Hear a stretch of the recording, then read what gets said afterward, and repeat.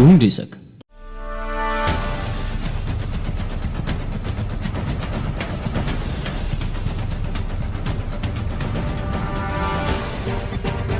atena ny araba tompoko lasy tompoko vavy atsika zay tafiditra ato anatin'ny fandarana tondresaka amin'izao alahady alina izao ary dia makasitraka atsika rehetra ihany ko isafidy ny TV plus Madagascar na ny radio plus ihany ko na ny canal plus sy ny YouTube manaraka ny fandarantsika hatramin'ny farany Abraham Razafy miarabanao ihany ko. Miarabanao Zorabarjona ary manantitra izay araba efa natolotra izay ho antsika rehetra manaraka ny fandarana tondresaka isaky ny alahady tahaka izao. Yenary satria mo fiandohan'ny volana dia hitondra indray ny sondage na ny fanadiadina izay narosona ritra niny volana aogositra iny isika fa milo izay aloha dia horaisitsika ny vahiny ho amin'ity androany ity. Ny fandarantsika aloha androany dia hifantoka amin'ny resaka toe-karena sy eo ihany koa misy ihany koa ny lafiny politika ho amin'izao alina izao. Ny vahintsika voalohany ary izay hoarositsika ety amin'ny plateau raha toa mbola manana merci mpandrarara toe-karena sady mpikambana politika amin'ny VMSA ihany koa. Mandroso to miarabanao. Vahintsika manaraka kosa indray ny ben'ny tanàna na lasora Marc Ramiarinjatovo mandroso tompoko.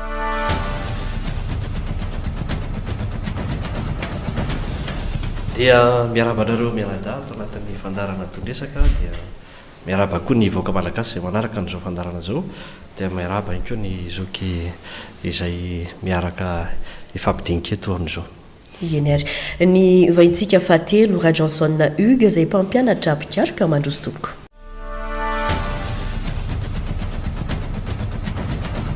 Miarabanao. Miarabanareo menada miaraban'ny namana izay resaka sy tafatafa androany miaraba amin'ny voaka malagasy ary miaraba ny malagasy rehetra eto ambonin'ny tany izay mijery n'ity fandarana ity. Vahintsika fa efatra farany ary Jean-Jacques Ratsietson FMI malagasy mandroso tompoko. Miarabanao. Miarabanareo menada miaraban'ny technicien dia miaraban'ireto namana anao tafatafa androany alina zao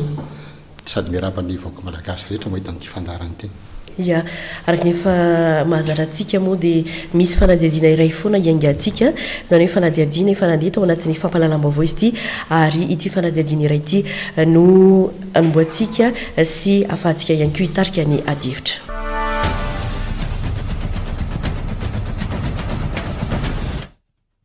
Tokony ho apetraka eto amin'ny firenena hoy ny Prime Ministre malagasy mahafaly solandrasana Olivier ny fifampatokisana sy ny fifanajana nambarany ihany koa fa ilaina ny herim-panohatra eo amin'ny firenena fa tanterahana ao anatin'ny fifanajana tanteraka izany. Taina amin'ny firenena hafa zany dia ohatrany tsy dia misy zavatra mampiavaka azy firy fa ny mampiavaka azy dia hoe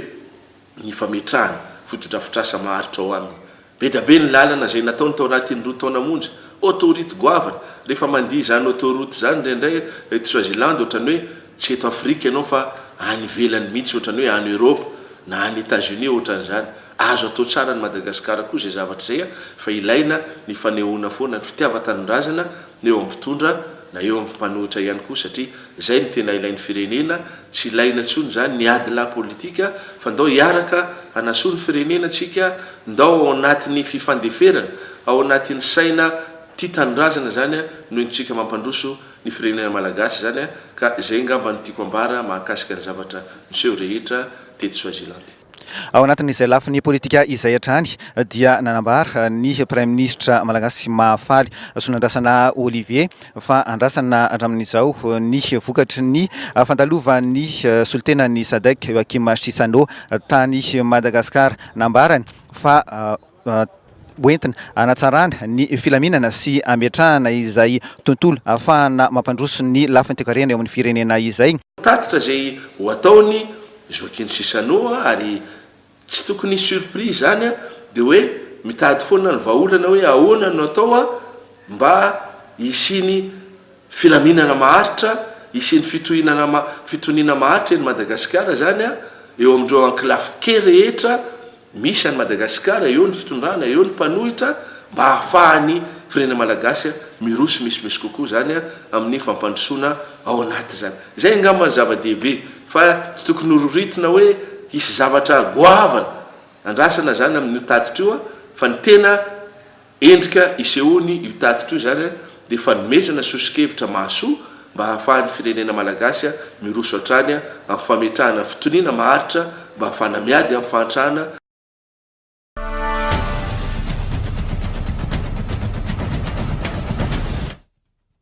raha izay ny fanadihadiana zay io aingatsika iny a mialoha izay nefa aloha dia araky ny fanampahafantaranao tery am-piandohany ny fandarana dia isaky ny fiandohan'ny volana tahaka izao no hitondrana aminao ny sondage na ny valina fanadihadiana nataon'ny agence capsule olona efajato no nanaovana ity fanadihadiana ity ary 12 taona no mihoatra avokoa no nanaovana izany fanadihadiana zany. Ny fantaniana voalohany zay napetraka moa nandritra ny sondage dia ny hoe araka ny hevitrao tokony utoizana ve ny fanesorana mpivarotra amoron-dalana. Raha ny fahitantsika azy ety amin'ny fahitalavitra dia ny nanao ny eny dia 220 isanjato, ny nanao ny tsi kosa manoloana zay hoe tokony utoizana ve ny fanesorana mpivarotra amoron-dalana dia 220 isanjato. Ny fantaniana faharoa kosa indray zay napetraka nandritra fanadihadiana dia tokony aroso mialohan'ny 12 amby 2 arivo ary ve ny fifidianana filohan'ny Repoblika ny Madagasikara. Ny nanao eny nandritra ity fanadihadiana ity dia 720 isanjato, ny nanao tsi kosa 220 isanjato ary 2 isanjato kosa no tsy naneo hevitra nandritra ity fanadihadiana sy ity fanontaniana ity. Ny fanontaniana fahatelo no sady farany araka ny hevitrao ilaina ve ny fidinana an-dalambe ho fanehoan-kevitra ny namaly tsi manoloana izay fanadihadiana izay dia 2 isanjato ary ny namaly ny eny kosa dia 720 isanjato. Io no fanadihadiana zay nataon'ny agence capsule nanomboka ny 30 aogositra ka hatramin'ny 2 septembre 2012 lasa teo zay mariana moa fa olona efajato nanaovana izany fanadihadiana izany ary mihoatra ny 12 taona avokoa no nanaovana ity toantsika hoe sondage ity ny agence capsule moa amin'ny site web www.capsulemada.com ary dia makasitraka zero hatrany amin'ny fiaramiasa miaraka amin'ny fandarana tondresaka. Ny réaction ntsika avy hatrany par rapport amin'ireny zavatra ireny io misotrana ny fitenena ny azy zany ny fijerika azy amin'le tenin'ny premier ministre hoe mila fampitikisana.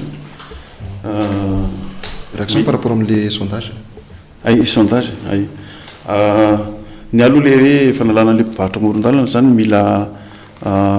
fanomanana be io satria ireo olona reo zany efa navela ny varotra teo dia adalan'ny fanjakana sy ny commune ihany no nanao an'izay fotoan'izay dia mila zay olona voafidy vaovao zany tokony efa manana fandaminana matipaika amin'izay fotoan'izay zay vao asorona le olona. Fa le olona koa zany tsy maintsy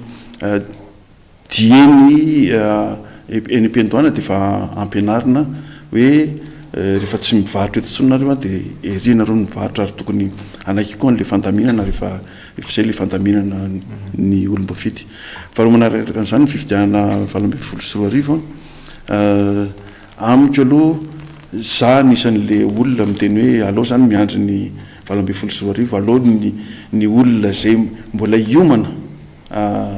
hiatrika an'izany anana fotoana hatramin'ny 12 zany hoe anana fotoana izy zany anomanana azy. Fa raha ohatra hoe atao amin'izao dia betsaka zany ny olona zay tsy afaka anomana an'izay. Le hoe fihetsiketehana an-dalambe tena tokony azo atao io ary le fihetsiketehana an-dalambe amiko anjaran'le olona zay manao le fihetsiketsehana an-dalambe no miantoka zay zavatra potika amin'izay fotoan'izay tonga dia efa miomana amin'izay zany izy hoe raha ohatra zany le olona entiny manao fihetsiketsehana eny an-dalambe ka manapotika zavatra dia anjarany ny mandoa onitra ho an'izay olona zay dia zay fotsiny akopetrako. Merci. Voalohany indrindra aloha dia olombelona ny fiarabanina ry Manada ary miaraba ny mpijery ny mpanaraka nyity tondresaka ity amin'izao lahady hariva zao ary miaraba ny voaka malagasy sy ny vahoaka rehetra any ivelany zay manaraka an'izao fandaran'izao. Ny asiko resaka voalohany dia mikasika an'ilay ataontsika hoe le hoe fidinana an-dalambe. Eo amin'le fidinana an-dalambe dia matetika amin'ny fidinana an-dalambe zany dia raha teto amintsika no atsiana jeritodika kely dia matetika misy korotana ary midina an-dalambe matetika dia fanonganam-panjakana fa tsisy hoe fangatahana zavatra hoe faneokevitra natao hoe milamina na ohatra zany fa refiditra an-dalambe izay dia tsy maintsy eo aloha zany hoe anongana an'le fanjakana ka zay zavatra zay zany amiko dia tsy mety satria mitondra korotana mitondra fanampitehana zay zany amin'le fidinana an-dalambe amin'ny reo mpivarotra andalana eny amin'ny sisin-dalana irahako manaiky ny teny namana teo hoe mila fanomanana ihany koa izy io satria raha antsika mahalala fa tamin'ny fotoana ny sininy zay fotoana maritra dia betsaka ny orinasany katona betaka zany tsy anasa dia reny matetika ny akabeazany reny lasa mitady vola eny amoron-dalana satria no hoanina problema ny tsy fisiny io dia zay zavatra azo ataolo no ataon'ireny olona reny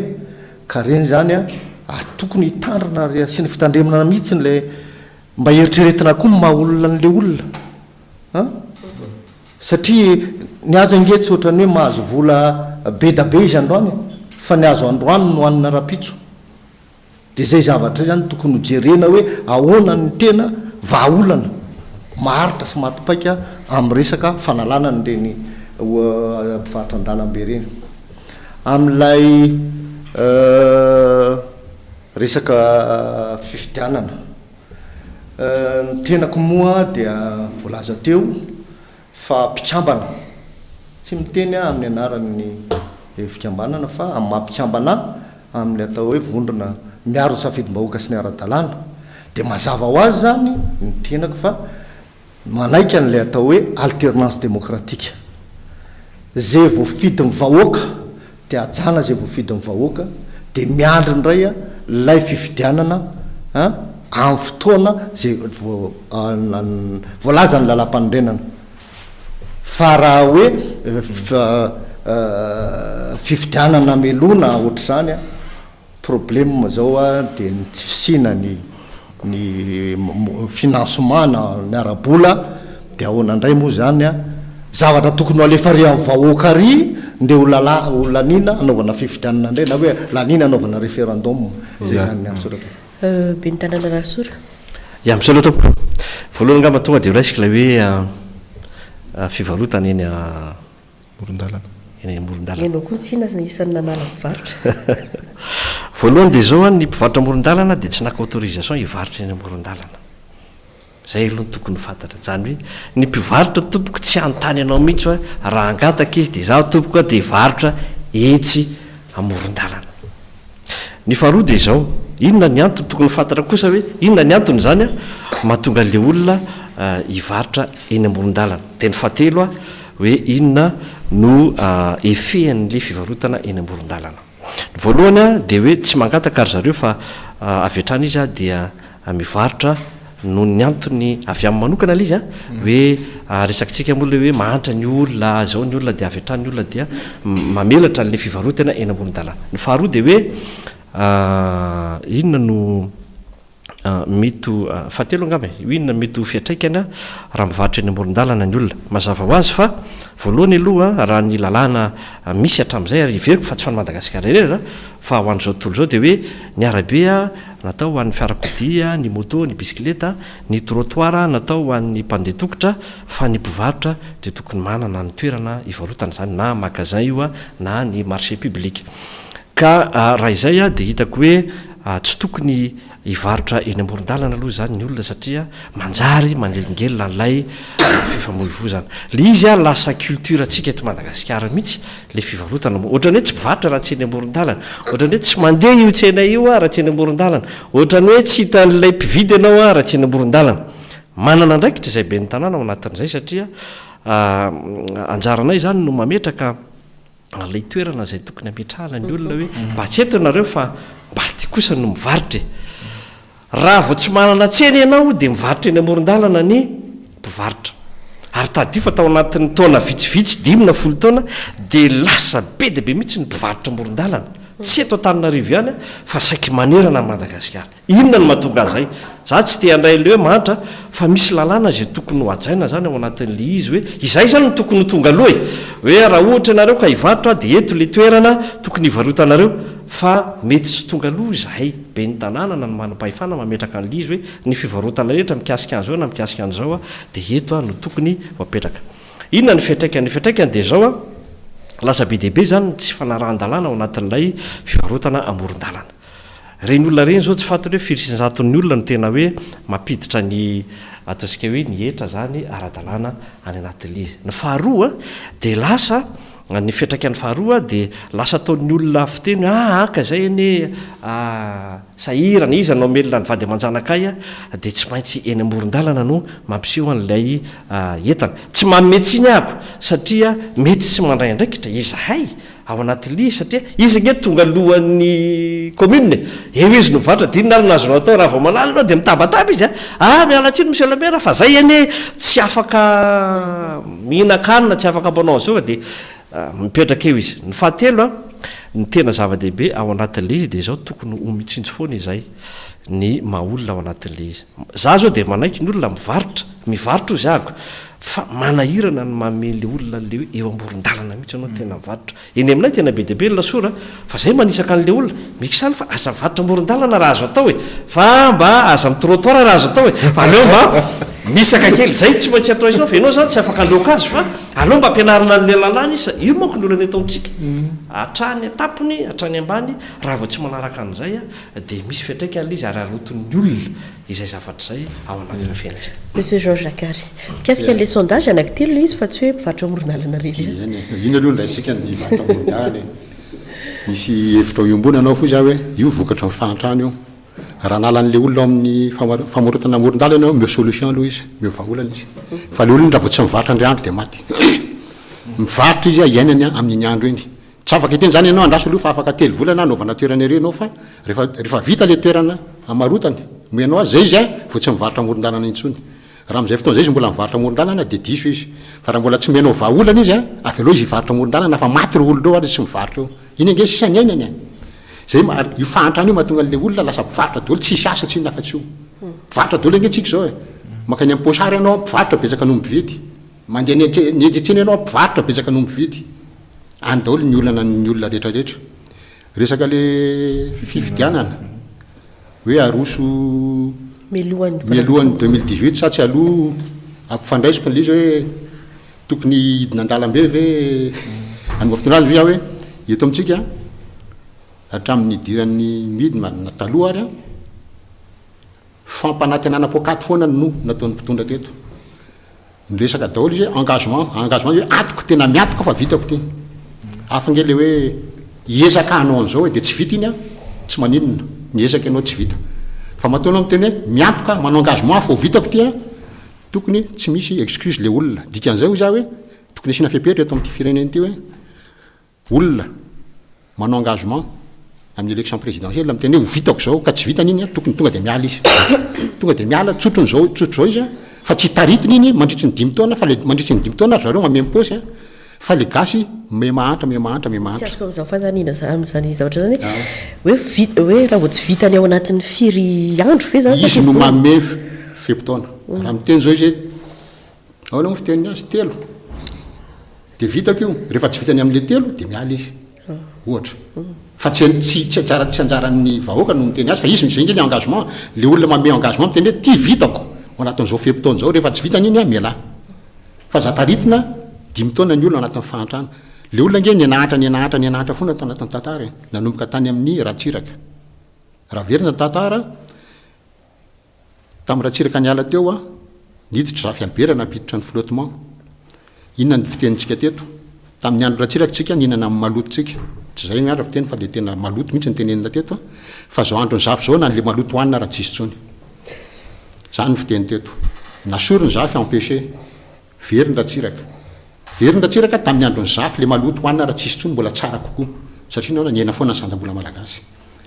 nasory ny ratsiraka niditra valimanana tamin'ny andro ratsiraka mbola tsara kokoa le ratsiraka faharoa iny nasory ny ravalimanana niditra tetezamita tamin'ny andro ravalimanana mbola tsara kokoa no tetezamita ny alany tetezamita niditra zao herilazona mampianana tamin'ny andro tetezamita mbola tsara kokoa izy moa mila profo hoe profo amiko fa ninahatra ny malagasy izy expert comptable tokony ho azony tsara zao fanazavana zao tamin'ny andro ny tetezamita 15 000 francs ny euro 15 000 francs litre ny lasantsy zao amin'ny andro zao fa tafaka raha tany 18 000 francs ny euro 18 500 mahery ny lasantsy ny anahatra ny olona na tiany na tsy tiany raha ohatra tsy ampy amin'izay profo zay tokony heritreritra izy zay zany ny azoko ambaramora zay aloha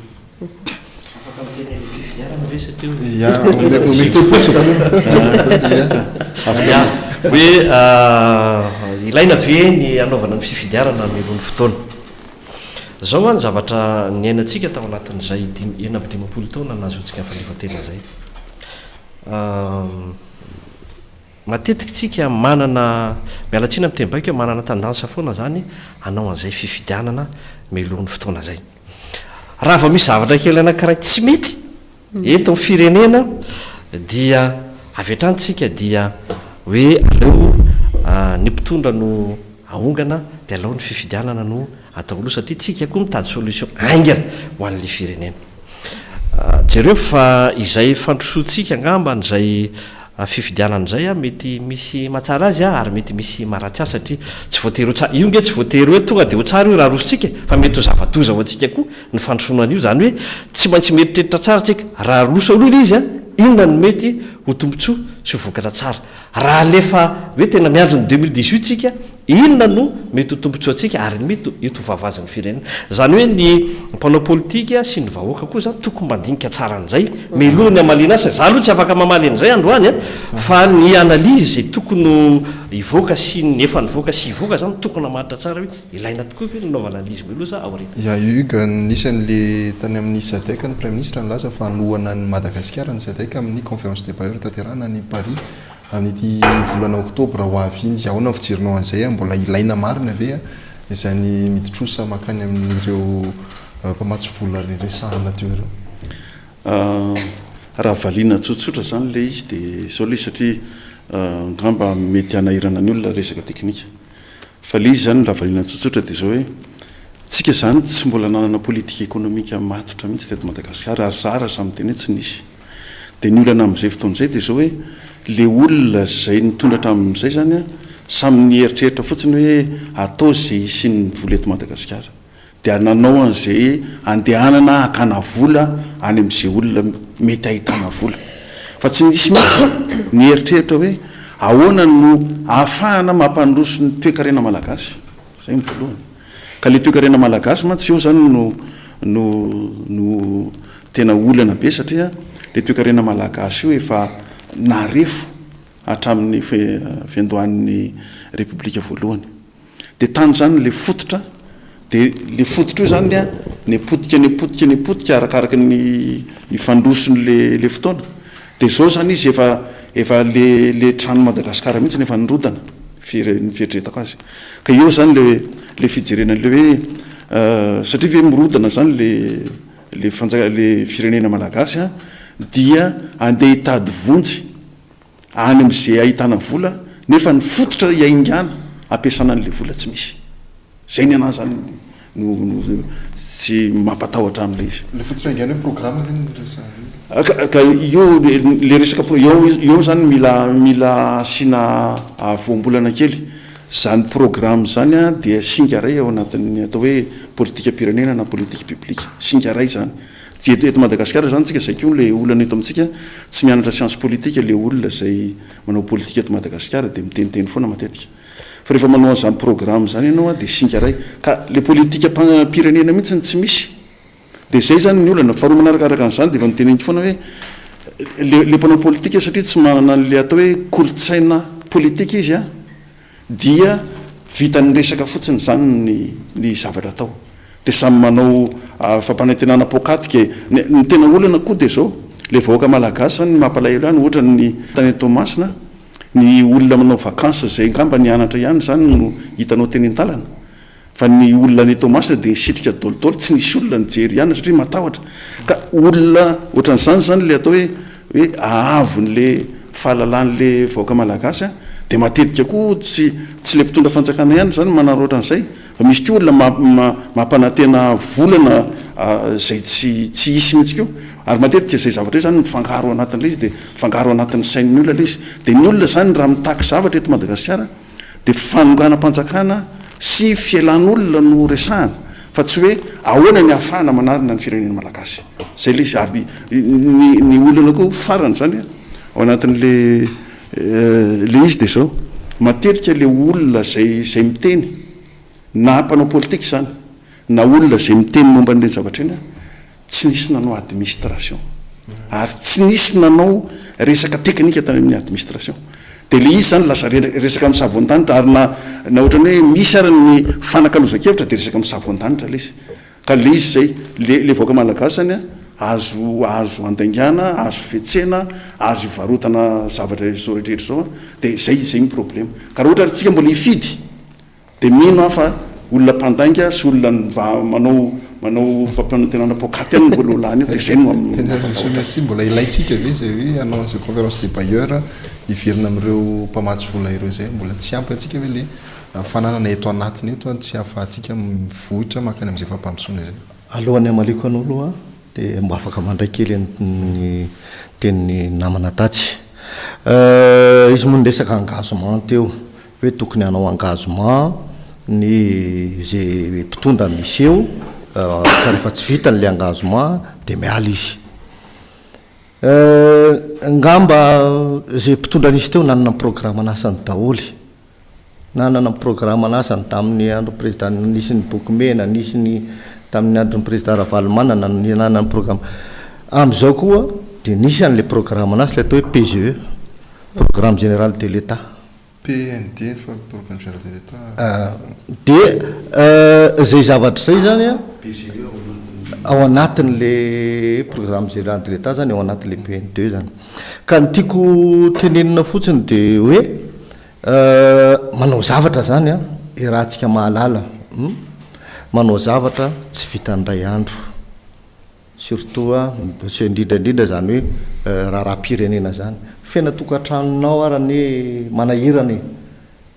androanyaka teknisianna ny anao rehefa ohatra tsy vitagnana zay le probleman'io satria raha ny olona teknisianna tsisy teknisiannao ilaza ve tsika fa mafilopirenena na filopirenena anankaray dia tsy nieritreritra an'izany izy tsy hanana staff teknikany manana izy fa tsy mety tsy araka ny eritreritrao tsy mety tsy araka ny eriteritro dia lazaina hoe tsy mahay fa mato filopirenena zao a ianao tsy maintsy manana ny staff teknianao maro manana ny mpanolotsainanao maro ianao fa le tsy tafiditra ao anatiny zany a dia manana ny fomba famakiny azy aty avelany fa le ao anatiny zany a ilazana ve fa hoe tena tsy hanao mihitsy izy tady diotsika nefa voalohany indrindra zay fiteniko zay hoe maka fitondrana tsy dia sarotra na inandalambe na fividianana fa le mitazonazo ny sarotra satria eo am'le hoe le azo avo alandrivotra ka na inona ataonao na zavatra tokony raha inao tsolotsotra ery manao azy tsy problème fa raha le olona eo am'le fitondrana manao azy dia tonga dia efa ratsy be zany ifa zao nataony rano na ifa zao nataony rano ary zay moa no tena problème miseho amin'izao fotoana dia ametraka ndray a zany a amin'ilay le resaka ny teninao ihany hoe fahatrana ny toy io fahatrana io ve na iza na ianao samy tompona ndraiky tsika milaza teknisian misy angeny n'olombelona rehetrarehetra n'olombelona rehetrarehetra raha mbola malagasy ianao na ety na anyvelany manana andraikitra amin'ny firenenao zavatra ataony fitondrana am'izao zay satria ny hevitra tsy tongany zay mampita fa tsy raisiny tsy hoe tompona andraikitra amin'ny ataon'ny fanjakana ianao na mivokatra ataony eo tsy tompona andraikitra n'le vokatra satria ny hevitra tsy tongany tsy raisiny le hevitra iny tsy azony zay le problème ny anandry zay ny problème fa le nandro io zany zay le fandehana tsy ianao le miresaka an'izany zany efa tompona andraikitra ela be tao anatin'ny fanjakana fantatro ny zavatra tokony atao alezany fa tsy hoe kory zany hoe miteny aminao hoe aty avelany dia za tsy mitady toerana ary io tsy oka kely zay mahatondresaka tondresaka zay no mahatonga ana hoe tia moa zany a zany ty zany a dia ho ajaiko a ary mialatsiny da mitonona anarana satria filoham-pirenena zay tondra nandritra ny fotoana maro ary ajako faray aman-dreny koa ary izy no ataoko hoe montorko amin'ny resaka politika amin'ny teny filazan'ny teny vahiny dia ny problème dia zao foana manontany hoe izy any tena mahay baolina mpijery baolina sa neny ambony terrain mpijery baolina ny tena mahay baolina kanefa misy mpijery baolina reo raha akapiakarina ony ambony terrain izy mantaka baolina ara-tsainy ka ohatran'izay zany le zavatra misy matetika fa mialatsiny raha ohatra somary tikeny sasany le izy fa mialatsiny fa le izy tsy hoe ianao na izy fa ny akabiazana dia zay zany le izy ka ianao miteny an'le resaka zay vo hiditra amin'le fanontaniana aleo iverenantsika zay ohatra malava be le fotoananao na zanatsy akory hoe izy mahay mitondra tomobile hoe le olona ao anatiny efa hoe io le izy fa lasany akady sa le chauffeur ny koty mbola mandeha any ty anao kisarisary teny antsika ao anatin'izay le olona tafiditra anatin'ny équipe nationale tokony tsy ho hoe zay le olana mety tsy tokony ahaiko satria hoe tsy maintsy asina bara tsy maintsy asina betsileo tsy maintsy asina ohatran'izao problème ya monsieur Marc Manjatoa fa averikana mbola tena ilatsika ve zay bailleur de fonds zay eo amin'le resaka hoe ilaina ve sa tsy ilaina ny mpamatsy vola zay ngamba ny resakitsika io io dia samy manana ny atao toika samy manana fandikana azy mety misy olona apana malagasy tsy tia mihitsy an'izany hoe miaraka amina mpamatsy vola na le mpamatsy vola nge misy karazany anankiroa ngamba no tena hoe andresako azy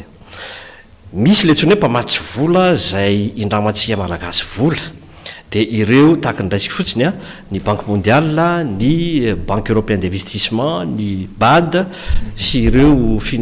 mpitondra ny vola ampiasany Madagasikara misy koa mpamatsy vola zay mpampiasa vola ny investisseur zany hoe misy ny entreprise any velany a dia mampiasa vola eto Madagasikara ka reo zany mila avahana tsara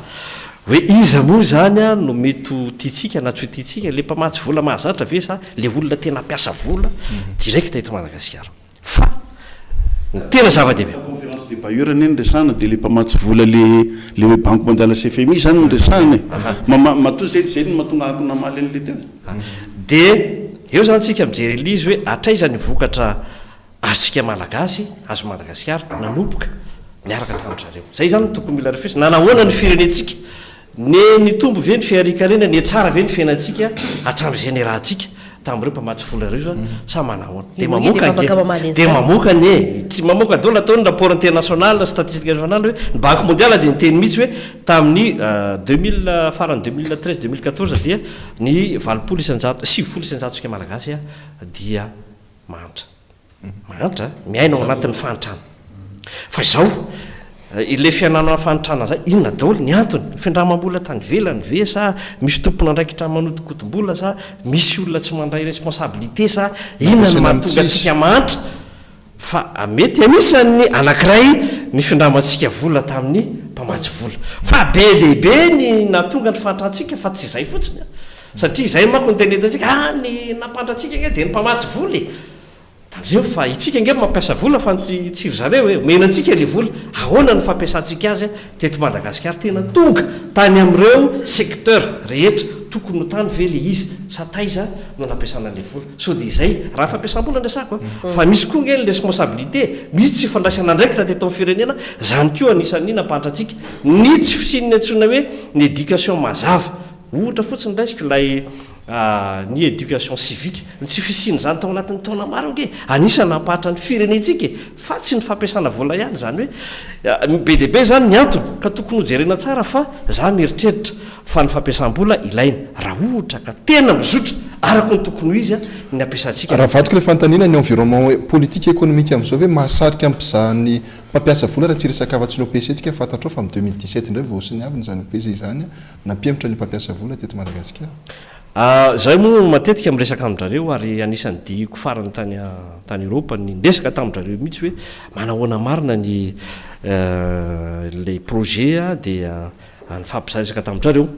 fa anisan'ny tsy azony sarana tao anatin'izay ny environnement politique teto Madagasikara tadio satria raha entam-bola tsy zabe ny tanàna lasora ny mihinam-bola fa tsy maintsy amin'ny alalan'ny gouvernement malagasy ny mihinam-bola any ivelany dia tsy maintsy indresaka tamin'ndrareo ora maromaro mihitsy situation politique teto hoe ame volanareo izay saingy izao ny zavatra misy any Madagasikara mbola izao ny situation mbola marevo mbola mihatahorana ny fampiasam-bola tsy ny mpamatsy vola ihany fa na ny investisseur privé mbola matahotra eto Madagasikara zany mila tandremantsika ao anatin'izy rehefa zay le situation mbola iazakazaka ve tsika indram-bola zavatra misy nefa atao anatin'ny herinandro dia be dehibe ireo mpamatsy vola ny annoncer ngamba hoe raha tsy teny mibaty fotsiny dia misy any amin'ny hoe zay dia ame vola zao ny Madagasikara nefa zao ame vola Madagasikara favorable ve amin'izao ora sy fotoana tenenako zao ny andraisantsika an'izay raha le fahaizantsika mitantana na tsy fahaizantsika mitantana an'le vola misy eto Madagasikara.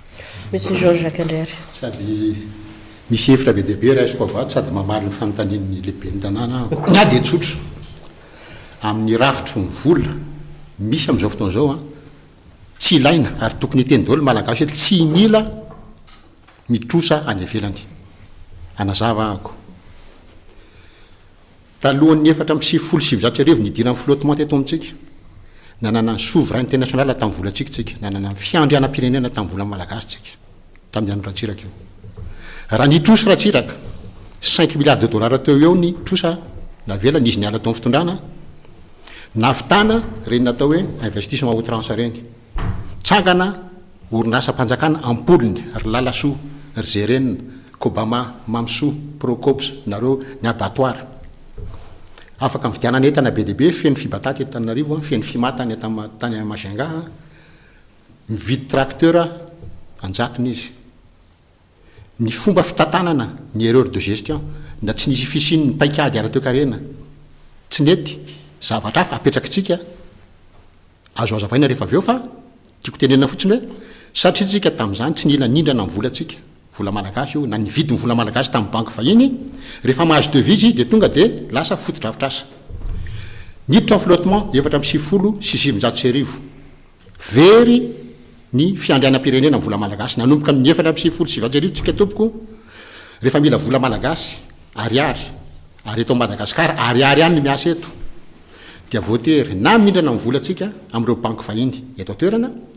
amin'le famoahana BTA io banque du trésor par adjudication mamoaka BTA tsika mividy azy ireo banque vahiny ireo na tsy manana an'le vola eo ary izy manana ny prérogative manao création monétaire fanaovana création monétaire zao jeu d'écriture comptable raha olotsotra mandeha amin'ny banque midrina vola rehefa raikitra ny trosanao crédité na comptenao iny vita amin'iny création monétaire dikan'izany zany amin'izao nanomboka 470 ny fanjakana malagasy midrina amin'ny volany amin'ny banque vahiny tsy mbola manana azy akory fa mbola morona azy ny fomba faharoa azahoantsika vola gasy dia ty resaka hoe fambatsim-bola avy any ivelany io le atsona amin'le fake vao avy io hoe misy 35 millions izay aide budgétaire tonga dia lafiko le fitenena hoe aide budgétaire tsy misy fonctionnaire eto maray dollara tompoko tsy haikeko zany le hoe aide budgétaire fa inona ny lalan'le vola tonga le 35 millions dollars hividianana ariary andoavana ny karama fonctionnaire dia mitena hoe nanomboka 470 efa tafakira 7 milliards ny detitsika tsy olona ray nanao an'io fa nanomboka tamin'ny zafy raha tsiraka miverina raha valomanana atraty amin'ny teteza mita 2009 raha valomanana tamin'ny raha valomanana izy nisy mifoanana 2004 teo amin'ny 4 milliards teo ny detitsika zao tsika mite zao fiteny hoe eo amin'ny 2 milliards 800 millions ny detitsika dia hoe raha ianao ve efa nirana 7 milliards mbola samy teny ianao fa tsy navitanao ny abato vive zay tsy navitanao n'io nataon'ny QMM io ve zany tsy navitanao nataon'ny ucherite io hoe zany 7 milliards de dollars fa naka izy io nisy zavaratsangana ohatrany tamin'ny andro andratsiraka ve fitantanana tsy nety nataon'ny ratsiraka ataoko apara fa hoe misy vola misy zavatra mitsangana na nandeha na tsy nandeha tsy fandehanana mbola azo azavaina 7 milliards ve nataontsika 4 milliards tamin'ny andro ravalomanana na io 2 milliards 800 millions io 2 milliards 800 millions ve nitrosanao na navozina daholo ara fiaramidinière maty tsy lany na ny modernisena daholo ara ny centrale jirama dia nanao centrale vaovao tsika tsy lany zany fa naka izy io vola io lany ratakalo ny vidianana vola malagasy nandritra n'izay fepotona 20 taona zay zany hoe tsy ilaina zany le FMI araky ny fijirinao anazy raha amin'izao rafitry ny vola zao raha ohatra le vola vao azo dia vidianako vola gasy tsy ilaiko ihany ndraiky an'izay ny malagasy raha misy manaiky an'izay oa de hoy za hoe andana misy soratra anarana miaraka amin'ny fitondrana ataovy amin'ny anaranareo le izy a de nareo mamerina azy satria tsy misy aiza fotodrafitrasa inona zavatra vita inona ny entana azo e mila tracteur tsika mila bulldozer tsika maninona lalana tsika lalana nge vita volagasy io resaka devise io nge tokony eritreretina tsara io resaka devise io budget io matotsika miezaka anondrana la vanille na café any velany azona devise le devise iny ny anaovana azy tokony anaovana fotodrafitrasa na vidianana entana tsy vita fa tsy hoe azo le izy de tsy maintsy vidianana volagasy ierovana an'le vola malagasy ndray no en plus satria nasina le hoe lalana nytolotra sitinaty nanomboka amin'ny efatra sivifolo no feno vola malagasy de eo le fampahatrana satria nahoana le vola be de be lasa ny vidianana vola malagasy ierovana vola malagasy le vola malagasy tsy voaro fa nenjera 5600% vola gasy 18000 francs ny euro io nenjera 5600% vola malagasy zay natonga an'le fahantrana 95% malagasy ao ambanin'le hoe miaina amin'ny latsaky ny $2 isan'andro zavatra mécanique nge io e uk aona fijerona azy le izy zany mila fanazavana tsotsotra kokoa le resaka io tsika zany rehefa mindrina vola le averiky indray le teny tare aloha hoe resaka tsy fisian'ny politika pirenena ara-toekarena le izy ka ao anatin'le politika pirenena ara-toekarena io dia misy ny politika ny vola sy ny politika ny volam-panjakana dia ny politika ny volam-panjakana dia fantatritsika tsara fa ny tena lahara-pahamehana dia ny atao hoe vola hoentina mampiodina ny raha-panjakana na ny budget de fonctionnement fa tsy ny eritreritra mihitsy tsika fa hoe ny zava-dehibe dia le budget d'investissement na le vola hoentina anaovana namokarana na investissement dia eo zany le izy hoe le fikinan-to atsika satria fitopolo isan-jaton'ny vola zay anaovana namokarana dia avy any amin'ireo le mpamatsy vola efa misy banque mondiale reo dia vokatray zany dia efa miakin-doha amin'ireo atsika zany fa tsy nisy mihitsy hoe fandaminana hoe andahoary a mba hamboarina ary zay mihitsy mahatonga ako amin'ny teny foana hoe le izy ane tena le tsy fieritreretana koa angambe aloary zany esorina fa hoe mahay daolo le olona ozy namanato aloary zany esorina fa mahay fa zay tsy mahay tsy maninona le izy zany a ao anatin'le fitopolo isan-jato io a tokony mieritreritra anao hoe raha mindrina vola ianao ka anaovana fotodrafitrasa anaovana sekoly zany ange tsy misy vola azonao e fa raha mamokatra manao sekoly anankiray ianao a 5 taona vao mamoaka olona ny dikan'izany zany a raha vola indraminao zao ka tokony averinao anatin'ny fiezaka dia efa tsy azo anaovana an'izay tsika nefa raha miteny mantsy ny namana Jean-Jacques Ratsetson hoe le raha tsiraka ny tena nanao erreur ngeza be kosa aloha za tena nyteny an'izay satria 7 nindrana ny vola izy a tokony averina 2 nefa anaovanao usine tsy miady da tonga ny famerenana ny vola afaka 3 taona dia eo anao nyraisana ka eo le raha izay io zany le tena tsy fahaizana mihitsy io tateorina zany mbola be dehibe le tsy fahaizana fa manahirana le miresaka azy fa be dehibe moa zany mahay ao anatin'ny fitondram-panjakana eo faharoa manarakaraka an'izany le resaka BTA ny tafiditra ao anatin'ny volam-panjakana fa ny olana dia zao verina ry amin'le tsy fahaizana politika tary ny député mihitsy nge no tsy mahatakatra an'izany hoe emprunt intérieur zany tsy fatany zany le olana zany aniny anano ametrahako azy le mpanao politika zay tsy manana base na culture politique tsy manana le izy mihitsy dia ao le olana dia mora fiafarany zany dia zao alefa meloa le loi de finance dia afaka 3 andro dia tonga tsy mila ady hevitra fa tonga dia lany le izy zany rehetrarehetra zany ve fieritreretako azy a na le olona tena mahay be le olona zay présentenao an'le budget zany dia tonga dia vetive 48 heures dia hainy zay tsy mino an'izany aloha na tonga dia evatrany dia efa tena mauvaise foi na tena tsy fetezina ao anatin'ny miatodohan'ny mpitondra fanjakana mihitsy hoe tia zavatra ty a tia kanona tsy tia kano na hoe dia amena tombony kely le député de tonga de izy ary zeny tsy mampandrosan'ity fireneny ty ary efatra amin'ny elany io rahatsika teratera le izy ohatra ty andray ohatra n'le barage tany ampamangoky reny tsika sy ny zavatra vita tany ohatra nanomokatra barage ny de avao ny tombony mety fezena fijerenao mahay be zao le izy ny mpamangoky zany nke tamin'ny andron'ny président Tsirana namokatra be fa ny problème de zay tao anatin'ny budget ndray a tsy nisy an'le budget zay natokana anaovana maintenance na anaovana ny fitatazana ny fotodrafitrasa io tsy ho simba fa ny antsika de vatrany de hoe andeha amin'nao zavatra hafa indray de tsika zany zay foana le izy hoe tsy misy an'izay le volana hoe rehefa manao fotodrafitrasa ray ianao a de ao anatin'ny folo taona ianao tsy maintsy manokana vola ahafahana mijery hoe aisany simba am'ty ahoana ny amboarana am'ty ahoana ny ahafahana mahatonga anyty tsy ho simba mihitsy fa zay mbola ary zay ny mahatonga hako amin'ny teny hoe mahay mihitsy ve le olona sa tsy mahay amin'le resaka famatsim-bola angamba no mbola tsy nanazava an'izay a tsisy angamba olona na ho tokantrano na aizaka hiteny hoe ndeha hitrosa raha ohatra ka manany ampy fa matotsika ny azakazaka ny fitondrana zay nisy a nitady amin'ny fanampiana avy any velany tsy nanany ampy zany tsika ny enjehana ny président ankehitriny raha voanazy amin'ny fitondrana hoe mitety an'izao tontolo zao ninjehana mihitsy ary maro lasary indray lasary indray lasary nefa ndatadiditsika moa inona nanosika ny fitondrana tetezamita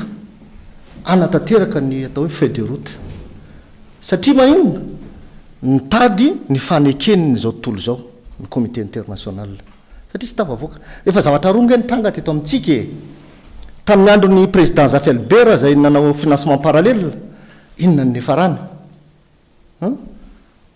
tsy navita mandaha satria maninona mbola manana ny atohany zany a reo mpamatsy vola zay mahazatra faharoa za zao de anisan'ny mba somary taitra ihany tamin'ny andro tetezamita ny tena moa tsy tao anatin'ny tetezamita fa nisan'ny tolona ny tena fa tsy tao anatin'ny tetezamita hoe ahoana ny zavatra atao ty ary anisan'ny nanao siniany tsy sini moa zany fa parafy voalohany teny Ivato momba n'le feuille de route satria raha mahalala fa tsy azotsika lavina fa tany an-dalam-pandrosoantsika tsy mbola manany ny atao hoe ampy donc zany amiko zany ilaina lay famatsim-bola fa irahako mimbonina hevitra ihany koa hoe atao amin'ny zavatra tokony hisy azy ampiasaina amin'ny zavatra tokony ampiasaina azy raha vo tonga am'izay angambany tsara tatany reo volo reo non za tsy miteny 7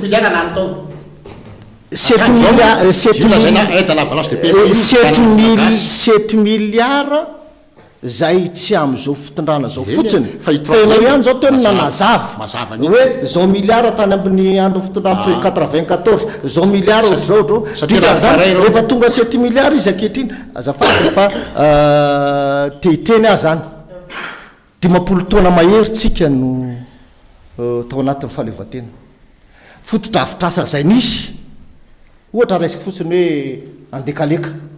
tamin'ny taona firony nampiasaina nataony andekaleka zany araka ny teny namana tato io moa lafitsy ny kely somary nananina azy kely hoe tsy mahay zay non sanatria tompoko fa olona professeur nao lazaina tsy mahay mialatsiny aminao am'izay zavatra zay fa araka ny teny namana tato hoe le maintenance le fikojakojana n'ireo zavatra nisy zany izy any diso ary satria azadino ange fa na ty trano ty ary namboarina beton be zao ty trano ty fa rehefa après 50 ans rehefa tsy voakarakaranao irodany io de iza zany le olona diso fa aty amin'le fotoanan'izao natao fitaovana le izy ohatra andray exemple kely ahy zany nday zavatra kely fotsiny zay nisy teto amin'ny raha ny firenena raha Îles Éparses ohatra kely tamin'ny 1979 ange no ONU no namoaka ny lalàna mikasika ny Îles Éparses résolution fitondrana maro teo ny fitondran'ny président Ratsiraka, teo ny fitondran'ny président Zafy, teo ny fitondran'ny président Ratsiraka miverina, Ngaravalmanana, Teteza Mita. Am'izao le izy natao fomba le fangatahana azy, fomba ilarana an-dalambe, fomba anonganam-panjakana. Olona ray sana me promesy fa hikaraka izy basa rehefa tafakatra eo. De izao zany am'izao fotoana zao zany ary zay ny ekeko hoe miteny mba ny président ny teto hoe mila mifampiresaka mifanatina ny firenena anankaroa. Fa tsy anao ohatra malo tany amalo iny tsika ny Argentine sy ny Anglisy. Ka izay zavatra zay zany no tiako apetraka hoe tsika mbola mila fanampintsika. Ninjehanao a président Erajonary Mampianina ny tety zao tontolo zao mba hita kosa ngeo le zavatra nisy ohatra hoe le feka fraziana fitosana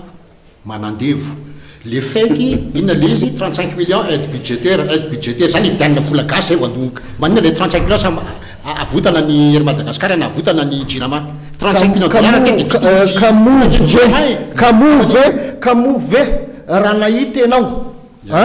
tsy niezaka ve marina za zao de tsika rehetra victime mana délestage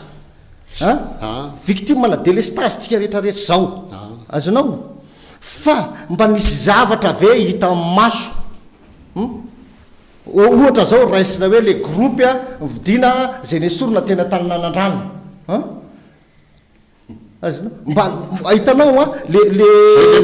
35 millions de dollars ny vozao le 35 millions de dollars fa nisy 47 talohan'io raha tsy diso vozao azy efa nisy 47 talohan'io ka move satria tsika ao anatin'le rafitra misy midy aloha mila foanana aloha le midy am'izay fotoana zay tsika tsy voatery mividy ny volantsika intsony ohatrany tamin'ny andro Ratsiraka de aza vaiko eto ny ereo nataon'ny Ratsiraka ny ereo Ratsiraka vola azo navitany fotodrafitrasa fa nanao mamsoa izy ohatra mila soja tsy nanentana ny tantsa izy mambole soja nareo fa mitsangana mamsoa ho raisina iny soja tsy nanao an'izay izy mitsangana mamsoa voatery mividy soja tany Espagne tsika maty lasa perta ny mamsoa koba matoraka zany nila blé efa natonga ny test tany Atsirabe fa maniry Atsirabe io blé io tsy nentanina raha ny tantsa manaovinareo blé mambole fa miakatra io blé io tsangana ny orinasa io mandray ny blé anareo move enao zavaky nakaratra ary mahita ny voly avitra any vaky nakaratra na avoanina amin'ny stara na amin'ny blé azonao mandeha tsara io zavatra io fa tsy atramo voatery nanofa andraso aloha voatery nafatra tsika andraso aloha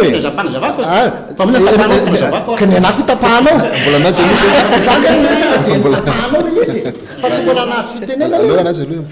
le fasony ianao de le zavatra zay resahanao hoe ividanana vola gasy midy zany ange monsieur zany zavatra zany ange zavatra resaka lalàna iraisam-pirenena firenena de izy tanteraka Chine nga ao anatin'ny midy Maroc nga ao anatin'ny midy ny zone seva nga ao anatin'ny midy ka olona safidy io tompoko safidy mandetika firenena zay indrindra tan'zay fa le olona ao anatiny mbola ilaina zay tsy ilaina hoanao fa maninona 7 milliards manino vola voazy hoe tsy ilaina le midy aminareo zany ividianana vola gasy tovia hoe raiso itosy io ataovy amin'ny anaranareo tsy nareo mamerina azy fa tsy malagasy mamerina azy hatram'izay tompoko ataovy amin'ny anaranareo de nareo mamerina azy hatram'izay ereo Ratsiraka tsy tokony reny aloha nataony voalohany fa eto misy akoran-javatra azo nahodina hatram'izay fanaotsika hatram'izao industrie en café aloha ny tokony nataony industrie en cacao aloha ny tokony nataony lasa aloha ny aloha mba hitendry industrie en café cacao vanille sy ny rehetrarehetra eo nataony nahodina reo mampiditra devise sady mamorinasa eto toerana am'izay fotoana zay tsy nisy problème na devise Ratsiraka problème Ratsiraka nge totika tatia malagasy daholo le nataony na niroborobo daholo reo fotodrafana asa nataony Ratsiraka reo de gakytsika hoe nandeha be fibata nandeha be ry lalaso nandeha be ry mamso fa vola gasy nahodiny jerena le vola tsy voaloha le trosa satria dolara napidi mitrosanao dolara tsy maintsy averinao dolara tsy maintsy manao fotodrafitasy aloha no mampiditra devise zay tsy nataondratsiraka en plus n'izay tamin'ny androndratsiraka 80 ka hatramin'ny 90 a nidina hatramin'ny 20% ny vidin'ny akoran-javatra zay napotika andratsiraka na tonga azy tafaletika atao anatin'ny FMI sy ny banque mondiale zay nataoko hoe ny rafitra nisy tamin'ratsiraka ny rafitry ny vola système de change fixe itsika mifeny vola malagasy dia rehefa misy trosa avy any velany tsika no miteny anaovako an'ity fotodrafitra azy ty izy zay ny vahaolana eto Madagasikara fa tsy hoe zareo aiza avianao manteny amin'ny banque ianao dia zareo miteny ty tsy maintsy aide budgétaire ividiananao vola gasy dia ino andaovanao ny fikarama fonctionnaire ty aide à la balance de paiement amenao mety azona vola gasy ahafahanao mietsika atao terana dia rehefa tsy misy iny le vola gasy atao terana tsy voaloha bourse ny ekizy tsy voaloha ny indemnité en franc indemnité en franc mange 350 000 francs raha tsy diso 350 000 francs ve mavelona olona za miteny hoe ianareo rehetrarehetra manana ndraiky tam'izao fotoa zao manaova test indray mandeha ray volana nangatahako aminareo mitokanareo dia miaina amin'ny 350 000 francs andaovanareo hofatrano sy sakafo ray volana nangatahana aminareo fa raha olo nge tsy ray volana niainany amin'iny fa mandrak'izay le indemnité en franc ma 350 000 francs tsy mahavelona mbola tsy voaloha famonon'olona zany amiko famon'olo mamono 550 000 kosa le za moa tsy 550 fa nisy niteny 350 550 ny taotsaiko mandanareo sao dia zay kosa no satria efa tsy voaloha le zay no ankalany an'le vola devise dia atakala ny vola gasy zay le loza amin'ny tampo zay le loza amin'ny tampo foany any midy io fa za miteny aminao fampandrana ngety 24 heures ny impact iany ary aleo ngava le aloha mba handray resaka kely ndray ngabe ny tanàna lasora sarata fahitako azy dia zao hevitro hevitro afaka mindram-bola ny firenena anankiray choix zay hoe indram-bola atsika na tsy indram-bola dia mamerim-bola le firenena le gouvernemanta zany no mamerim-bola ataontsika hoe mila mihindrana 1 million de dollars dia afaka taona vitsivitsy asa na afaka 10 taona na 20 taona manomboka mamerina an'izay 1 million de dollars zay tsika miampy ny zana-bola izay ifanarana ao anatin'le izy fa izao ny olana tsy mazava tsara zany lay ampiasana le vola ary foana ngely izy hoe indrana le 1 million de dollars namboarany dia indrana namboarana lalana na ohatra hoe misy lemaka anankiray anamboarana barazy mba anao ny lemakiny ny 1 million de dollars rehefa indramina lizy ny antony dia zao rehefa tondraka zany lay tanimbary dia mampiditra vola le tantsaha dia ireo tantsaha reo mandohetra makany amin'ny fanjakana dia me tsara le resetin'ny fanjakana dia rehefa aveo le fanjakana afaka mamerim-bola amerenana lay vola gasy iny aloha tsy maintsy mitady fidiram-bola mety afaka foana izy ka io mbola azafaka rehefa aveo afaka izy tsy maintsy miainga amin'ny trésor public ianao andavanana io zany hoe manana le capacité de rembourser zany le fanjakana rehefa aveo fa tsy izay foana ngeny matetika zavatra mitrangy raha mindrana 1 million de dollars tondrahana tokoa le tanimbary na laylemaka tsy arakarak' le zavatra tenaina le vokatra rehefa aveo dia le olona tokony mba mampiditra vola any amin'ny trésor satria tsy maintsy any amin'ny trésor no andavana an'le vola rehefa aveo tsy maharaka tsony zany hoe le recette fiscale atsika io anay ny tena problème atsika amin'izao fotoana izao hoe be dia be 4 milliards de dollars nalefa teto Madagasikara fa rehefa tena andohan'le volontsika septra dolo zay filoha-pirenena sy ny gouvernemanta rehefa aveo ny antony tsy maharaka le recette satria tsy nandeha araka ny tokony ho izy ila fampiasana an'le vola la netretana tamin'ny voalohany io zany septra ka izay mpitondra rehefa aveo zay mindram-bola ohatra hoe mindram-bola zany ny fitondram-panjakana androany dia ilay fitondram-panjakana afaka 20 taona na no amerim-bola na 10 taona no amerim-bola rehefa aveo zany hoe mamaika atsika nge mindram-bola satria zany eoko lasa miresaka amin'ny fitondram-panjakana eny andao sitranay mba fa tsy izy no amerim-bola rehefa aveo satria afaka 10 taona kanefa kosa rehefa mamerina an'le trosaindry zala tao aloha tao zay mihitsy ary zay no olana zany zany hoe izy efa atao ihany ko tamin'ny tetezamita ka volany tao ihany ko no averiny dia zany hoe tsy misy an'le contenu tsy misy fanaraha-maso zany le tena fampiasam-bola ny ndramina tany aloha dia zay mpitondra rehetrarehetra eo ny eo manao ny ataony izy koa mbola merina an'le vola izay ange le mahavoantsika ty Madagasikara dia rafitra mpanara-maso mihitsy zany tsy andrasa aloha tsy nyrafitra mpanara-maso tsy vitan'izay fa zavatra hafa misy zavatra fa na le fampiasana an'le vola tany amin'ny voalohany mihitsy mety tsy araka ny tokony izy tena ilay lemaka taty ve ny tena ilaina sa so dia zavatra so de le mpapindrana n'le vola mihitsy ndray ary ny tsy nanaramaso za ohatra banky andeha apindrana vola hoe dia tsy mba hoarako problemany zany tia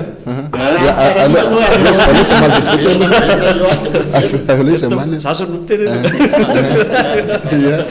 za zany tena manao a terateran'le zavatra tena hoe mindra tena ty lemaka ty tokoa ve ny tena nylaina so dia zavatra hafa nylain'ny fanjakana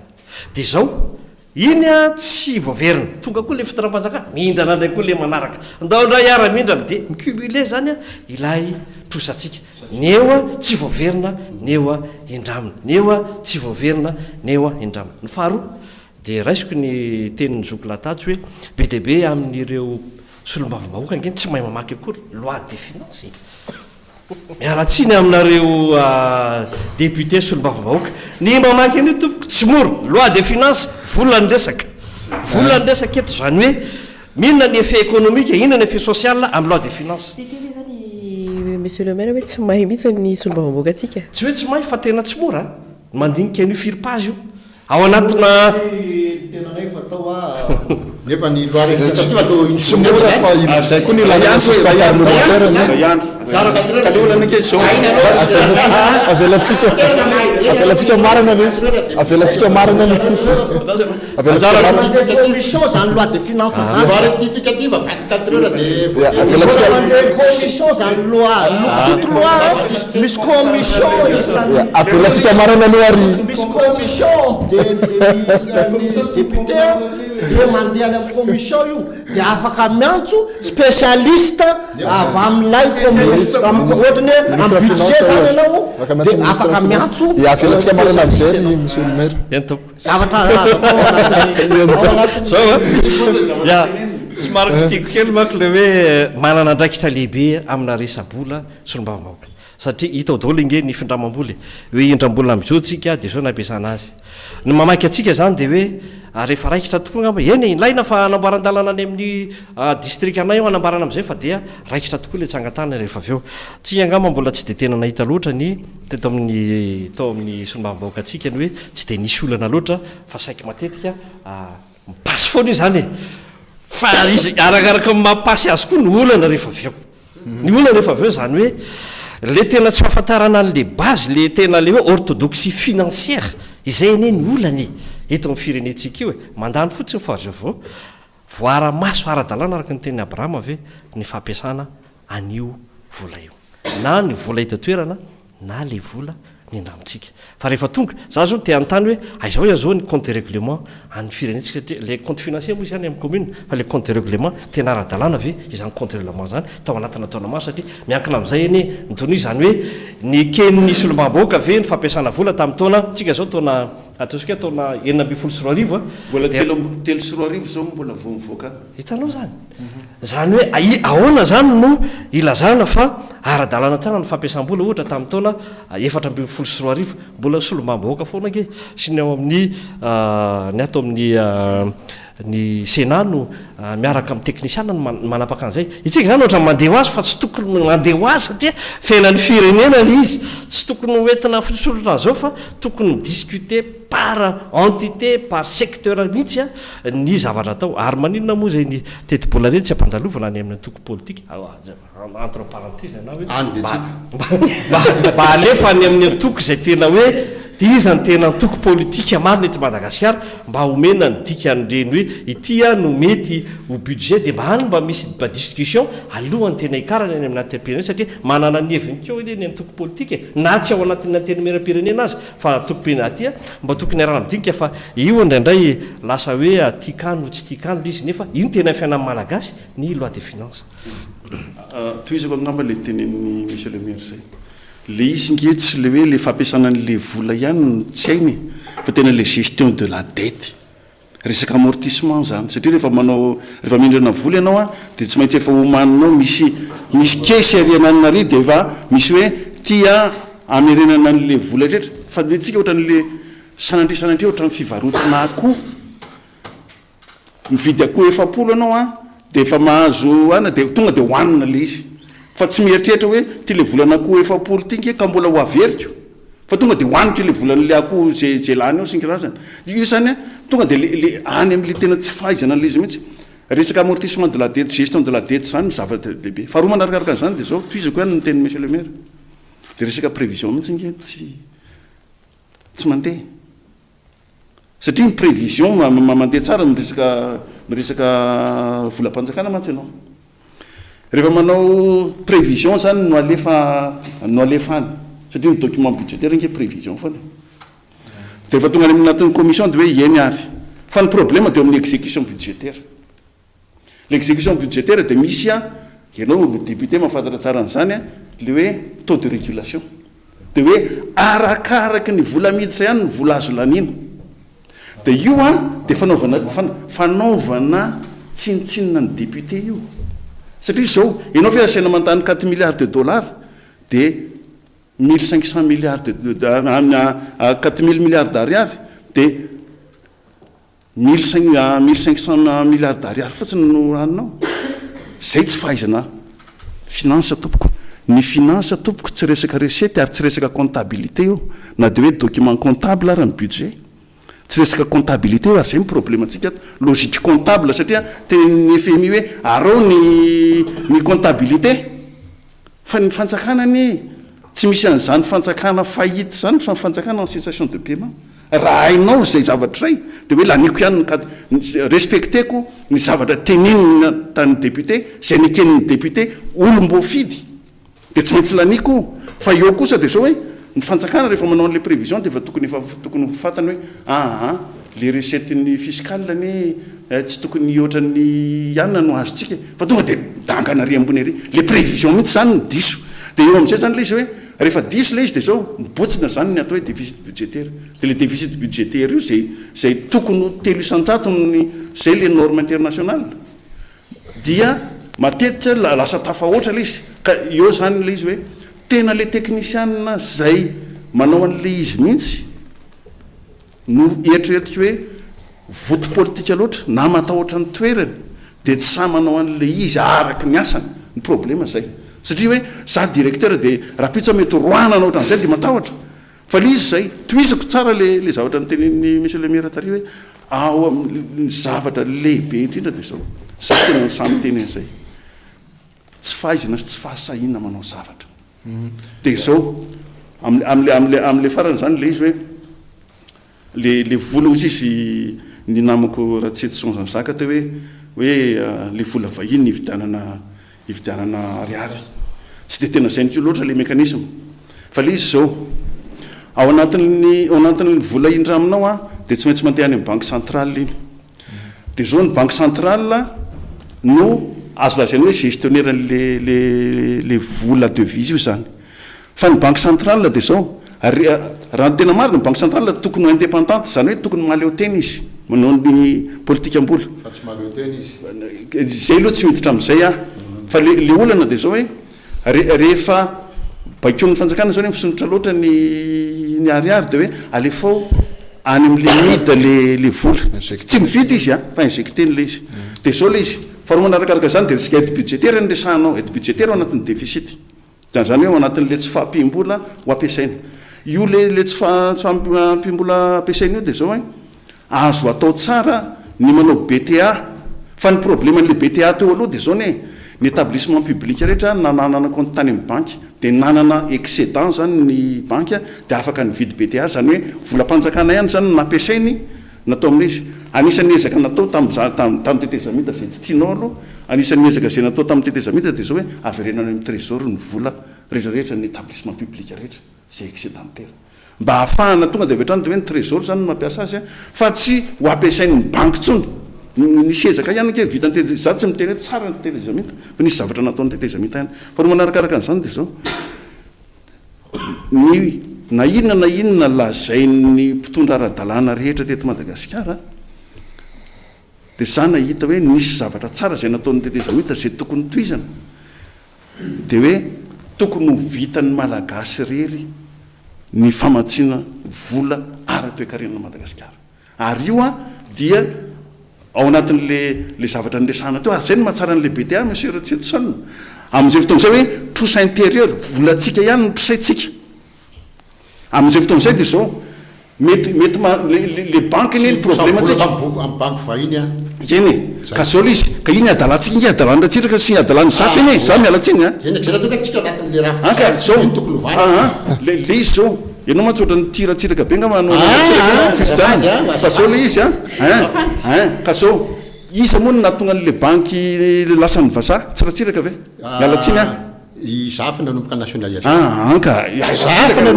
nationalisation tena mialatsiny aminao afa nationalisation ny banque zay tsy naomby satria zao ny aremana natao mitantana ny banque natao nitantana ny RNCFM nitantana ny tsy nisy nanjary na ray ary matony tsy miteny mihitsy za miteny hoe ny rafitry ny vola nisy tamin'ny ratsiraka ny tokony iverenana rafitry ny vola hoa tsy mividy vola malagasy any amin'ny banque vahiny tsika ary tsy mindrana amin'ny vola tsika any amin'ny banque vahiny zay ny iverenany ary ny fahotana mafaty nataonra tsika na ny fahadosoana nataonra tsika fahadosoana nataon'ny ratsiraka no tsy averina mialatsiny za tsy pro-ratsiraka fa ny hitako fotsiny hoe tamin'ny ratsiraka mindrana vola zavana be deabe nitsakana usine client main be deabe zao a tsy miasa elefanta fotsy daholo ny ratsiraka ny teo amin'ny toerany ratsiraka 75 hatramin'ny 92 fa taty amin'ny 80 atasy fa 75 izy nanomboka nindrana fa taty amin'ny 70 zaloha mialatsiny fa elefanta fotsy tsy fahaizana akory eny eny tsy fahaizana mindrana ianao dolara misy zavatra mitsangana usine client main zao anao mindrana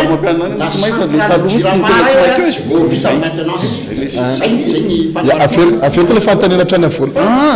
aferiko le fantanena tany amin'ny voalohany vetivety kely mihitsy aferiko le fantanena tam zany resaka za manko raha mijery ny olo-pirenena dia hoe laso dia mpianatry ny université manko zao falifaly be am'le avolenta be ho an'le olona tsotra zany ho any am'le conférence de bailleur tsika dia nahazo an'reto vola be dia be reto hatreto loatra mbola engagement mibetsaka fa mbola miandra n'izay faika zany décaissement rehetrarehetra inona indray zany no ataontsika zany mba hatonga an'ireo vola reo ho any amin'le volan'le olo-pirenena tsirairay avy manana zay programme zay ve ny fitondrana amin'izao mato ny filohaka ny ezaka ary ty loha mba ataoko anina kely satria nato nisy zany le feuille de route zay nekeny mpanao politika rehetra isy ny fifidianana dia ny zavatra tena mba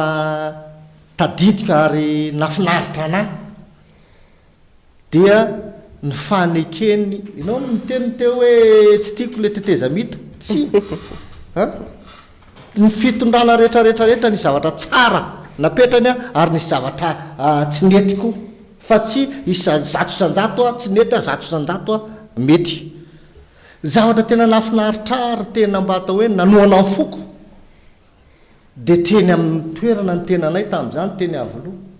nanekeny ny président Andry Rajoelina nameny laclé-ny avoloha ny fitondrana sy ny nanekeny nanao ny passation tamin'ny zay filoham-pirenena nekeny zao tontolo zao ary lany tamin'ny fifidianana ara-dalàna dia zay zany zavatra satria zany nge tsy nisy misy atao Madagasikara rehetra amin'ny fotoana firy tsy nisy mihitsy zany président ratsiraka miteny mihitsy hoe nanonga-panjakana dolo ingery hoe na ravalomanana na i mialatsina président fa zany ny zava-marina na ravalomanana na Andry Rajoelina nonga-panjakana ary tsy ekeny raisam-pirenena hita ratsika mahalala fa tsy nekeny raisam-pirenena fanonganam-panjakana ary namoaka anina mihitsy ara ny union internationale fa hoe tsy ekena ntsony ny fanonganam-panjakana dia izay zavatra zay zany hoe nanonga-panjakana satria ny couronne tena original nge mbola any amin'ny président ratsiraka fazatra couronne le mbola namboarina da ohatra rehetrarehetra reny ka na zany ny tiako apetraka dia hoe isika mijery ankehitriny tena iverina am'le hoe tsy mila fanampiana vanivela ve itsika mahavita tena ve isika za dia misaotra an'Andriamanitra hoe ary mivavaka isan'andro san'andro mba hoe avita tena za Madagasikara zany hoe anamaizy azy atsika nge ny fiteniko manao hoe atsika nge mialatsiny mialatsiny amin'ny fiteny hoe atsika nge manao maloto eo ambony volamena nareo mahay no tena zany en'olo izy nareo mihitsy ny tena manao an'le izy andaso aloha tsy ny teny hoe tsisy tsy mahay fa ny teniko teo hoe everinareo fa tsy mahay mihitsy ve zany le olona miaraka amin'ny filoha-pirenenareo manana maha izy azy daholo reo manana ny diplôme daholo reo fa rehefa tsy mety amin'ny eritreritrao le izy de hoe tsy mahay tsy hoe tsy mety amin'ny eritreritra jery a de rehefa tsy roa amby siforizaty malagasy 22 millions trana fadiranovany ary vao zao ve nisany zany zavatra ya zao vao nisy tombony foana io raha ohatra tena zany tena nareo record du monde fa 95% izy zao nareo record du monde zao inona ma record mbola misy resitsika kosa efa fotoana firy zany nisinzy zany nisinzy zany hoe 90% 80% ary mitombo foana io tsy mitsahatra mitombo ka izao rehefa naletika rehefa atao anatin'ny fahasairanana mialatsiny azy zao enao zao no niteny teo disa raha moa niteninao hoe 350 000 francs ny fram ny 550 fa diso 550 izy anao azonao teo amin'ny fitondrana teo aloha firy ary efa greve nadritra firy volana reo fram mareo maître fram mba jerena koa le zavatra ataon'le olona aza miteny ary rehefa tonga fitondrana de tsisy fram antsony aza miteny an'izay ary aza miteny an'izay oa non firy zao fa tsy efa mandehitsika elitsela araka ny budget ny fram mabetsaka no mpiasapazakany zao budget arakaraka ny budget fa fitatanana volam-panjakana akaro ny budget anao fitatanana volam-panjakana tsy ohatra ny fitatanana anao mitokatano ara manahirana ka resaka fram ngambana nisy napiditra mpampianatra fram fitondrana teo aloha maninona ka hitriny mampiditra fram mbola ho avy mandehitsika elitsely taotrany tsy vitany ray andro tompo tsy maintsy mandehitsika elitsely fa ahoana le teo aloha tsy nanao tsy teneninao izy tsy miteny anao izy tsy miteny hoe tsisy tony fra efa manao izy zao efa manao izy zao raha tsy tena tsy nanao mihitsy izy là je suis d'accord aminao raha tsy nanao mihitsy izy d'accord fa efa nanao izy de meke anao miezaka le olona mba efa manao le olona tsampiniezaka fa mialatsina zany aza hoentina atsika amin'ny problème me de zao hoe problème matsika na mpanompo na mitenako ary raha ohatra misy olona miteny any de ohatra zao miteny io raha merci fa izy miaraka ohatra niteninao hoe nareo ataoviny anareo fa tsy le hevitra avokako no raisinao fa iza zay miteny no jerenao ka ny azy zao ka zay le zavatra zay hoe mialatsiny le tompoko ny azy zany a mila fiovana toe-tsaina na mpanao politika na ny technician zao ny angatahako azonao zay za le fivana toe-tsaina zay zany mba haijery mangataka zavatra aminao anasa mba haijery mba andanjalanja ny zavatra nisy c'est la fin qui justifie le moyen d'accord raisiko zay c'est la fin qui justifie le moyen angataka zavatra aminao ary ka noho izany raha ohatra ianao ka hoe nareo tsanao zao mba jereko hoe za zao ohatra zao za miteny anao fa za mipiteniny président Ravalomanana gadra efa taona syropolona fa za kosa nanaiky nisy zavatra vitana Ravalomanana manaiky ary zany nanekeko ny fandraitana tamin'ny Ravalomanana fa raha nataony non tsy nanao merci azy anao tsy nanao merci anazy fa c'est l'intérêt général qui prime amin'ny l'intérêt particulier zany hoe mitombontsoa-pirenena ny tombontsoan'ny vahoaka ny zava-dehibe ilaina zany a lay fifandraisan-tanana ilaina le fiaraha-miasa zay ny tonga ny teny tary amin'ny voalohany hoe tsika rehetrarehetra samy tompona andraikitra daholo na teny kely avoakatsika ohatra zao hoe monsieur le professeur de misy mieny de tena marina tokoa ny teny professeur raha ohatra misy mieny raha tena tokony zay no atao na miteny monsieur Zaka tsy hoe tena marina tokoa le teny tady amidondresaka fa zao no atao na izay arange de zava-dehibe fa tsy hoe ianao hiditra ao anatiny io mialatsina za zao azonao raha ny zavatra nataoko tokony lalindalina kokoa ny zavatra hidirako kanefa izy ka manana andraikitra na hevitra fotsiny ary atsipy ohatra resiko am'mampandrarara toe-karena mihinana efa niteny nisy fotoana nytenenako tamin'ny kafe maraina ho zay hoe ny tsika tany an-dalam-pandrosoana nge mijery amin'ny maso lavitra fa ny tany mandroso mijery amin'ny satelita zay zavatra miseho eto de tonga de fatadralany fa o zay ataovy zay ampilamina an'io resaka fitrandrahana ny somamanina io fa mampiemitra ny investisseur io satria mbola mila investisseur atsika tompoko mila fanampy avany velany diso zany de zao e za mba hoe to any ambony any raha niafatra mba alefako hoe satria anao miteny hoe ny olona rehetra afaka mivafo tsy nidaly re zany tokony afaka mivafo fa nareo amin'ny fitondrana koa tokony afaka mivafo soa amin'ny vahoaka izy anao ny tedavina ny fampantrana amin'ny vahoaka dia resaka fihinan'ny sandam-bola malagasy io miaina ny sandam-bola malagasy miakatra amin'ny vidim-piainana 5 malagasy miaina ao anatin'ny fadiranovana tsy misakafo intsony rehefa miteny kitsika hoe moins de $2 zay ny $3 nge tsy tafiditra ao fa inona mahasamy hafa ny 2 sy ny 3 fa rehefa raisinao any amin'ny $4 99% gazy tafiditra ao ambanin'izay moins de $4 zay olona mandray 2 millions cadre amin'ny fanjakana mandray 2 millions de francs malagasy ataovy ava-2 euro na dollar io fa ny amin'ny 50 divisé par 30 jours zaraina 30 andro latsaky ny $4 isan'andro miainy an'le olona de zao ny teneniko anao rehefa miaina ny sandam-bola malagasy samy nahita nintsika tamin'ny 2004 miakatra valomanana 6500 teo ny 1 euro vetivety izy niakatra 9000 de tantandray andro izy any niakatra 12000 tenako zao mividy ciment 60000 zoma 110000 alatsinaindy ny fiatraikan'le fampantrana zany le fiainan'ny sandam-bola malagasy ao anatin'ny weekend na ao anatin'ny 24 heures zay mamevaolana foanany io midy io décret de mahavita azy décret niraisina miverina mirafitra mivola nisy tamin'ny taux de change fixe tsika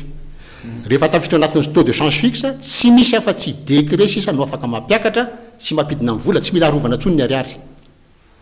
amin'izay fotoan'izay akarina 100 isan-jato ny aloha ny vola malagasy zay mampiakatra 100 isan-jato an'izay tsy miteny hoe un ariary égale à 1 euro olona miredirety miteny an'izany fa ny dikan'izay rehefa atao nikajy raha androany 18 000 francs ny 1 euro eo eo raha isika ny lasantsy 18 000 francs eo atsika 18 000 francs litre raha ohatra zany akarina 100 isan-jato ny vola malagasy le 18 000 francs gasy tsy 1 euro tsony ny azy fa 2 euro raha 18 000 francs mahazo 2 euro zany ny 1 euro zany lasa 9 000 azadino raha raisitsika le lasantsy zay ataontsika 18 000 na 18 500 ary tsy manao ataontsika 18 000 io vidina lasantsy io décret mpanjakana ny mametra ny marge azon'ny compagnie pétrolière line io afarana avany velany décret am'izao zany miteny hoe eo amin'ny 1 euro no azo marotana ny lasantsy eto Madagasikara dikan'izany raha misy décret mivoaka androany hoe ny 1 euro 9000 rapitso de rapitso 1 euro ihany ny amarotany azy fa 9000 midiny eo ny vidiny lasantsy zay tonga de any amblian'ny olona tompoko fa tsy ny olona lasora fotsiny na ny olona ariananina fotsiny fa tonga de le malagasy 3 tapitrisa satria rehefa miaina ny sandam-bola malagasy tonga de le malagasy 3 tapitrisa ngeny tratra rehefa akarina kosa sandam-bola malagasy tonga de mitovy am'izay keo le izy mahazo aina kely le malagasy 3 tapitrisa mba le faso zay makany tsy nge raha tena mitady ny tompotsombahoaka nareo tsy tokony hoe fahavalonareo zay na mpanohatra zay grave be raha nareo miteny hoe mpanohatra ny FMI malagasy satria zay miady amin'ny fampantrana dika zany nareo miady ampahatra ny olona mino afa tsy zay tokony nareo le resaka teo mba subventionné koa ny association manana hevitra tsara assio débat national fa zay nge tsisy rafitra miova tsisy ninona miova fa rehefa zay fotsiny natao ao anatin'ny 24 heures miendratra mividina lasantsy tsisy tonga de malagasy rehetrarehetra tonga de mahazo aina ao anatin'ny 420 ora tsy tokony averina ve zay na lazainareo hoe tsy mahay ary zay fa hoe diso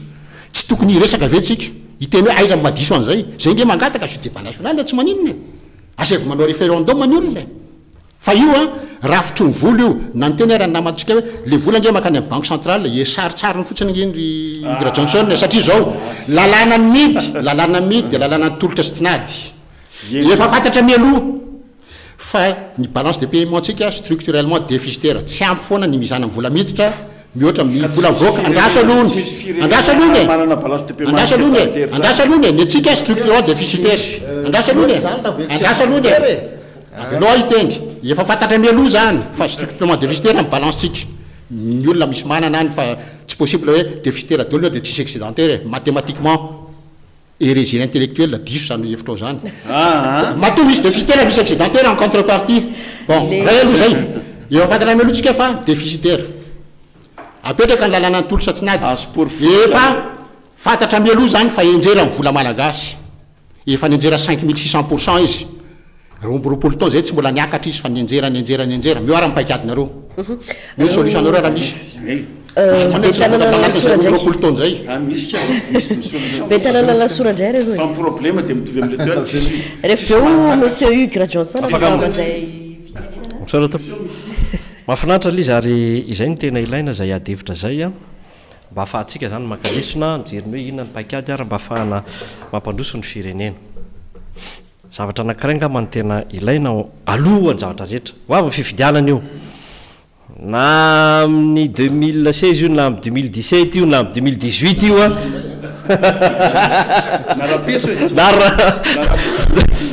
ho avy ny fifidianana dia raha ny hevitro a dia zao be deaibe izay hevitra efa naroso teto amin'ny firenena zay tsara daolo inge ny hevitra noentin'ny olona na ny mpanao politika na ny société civile na ianareo teknisianna na izay be ny tanàna mba samy mitondra ny hevitra ny Madagasikara tompoko dia mila olom-baovao fa tsy hevitra vaovao intsony fa ny hevitra dia tena be deaibe nefa nentina teto amin'ity firenentsika ity tonga ny fotoana tsy manao propagande fa hitako hoe zavatra anankiray ny zavatra anankiray hita zany hoe tena mila olona vaovao i Madagasikara tsika ty voalohany faharoa mila olona marina koa tsika ao anatin'le izy satria